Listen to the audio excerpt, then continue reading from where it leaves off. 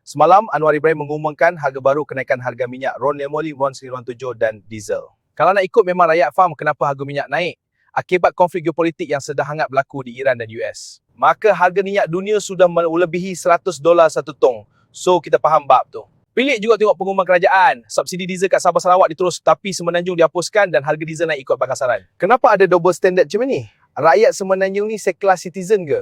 Nak bagi korang faham betapa lembab kerajaan Madani, Amerika dah berbulan-bulan ancam nak serang dan mula serang pada 28 Februari 2026. Kita baru nak tubuh Jokowi Kasa kaji kesan konflik ni pada 11 Mac 2026.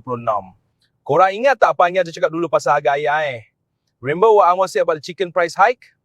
Harga barang ayam dah naik 6 bulan. Sebelum raya puasa, nak masuk raya haji, raya Cina. Baru minggu lalu tubuh jawatan kuasa kabinet. Ini kerajaan apa ni? Bangang.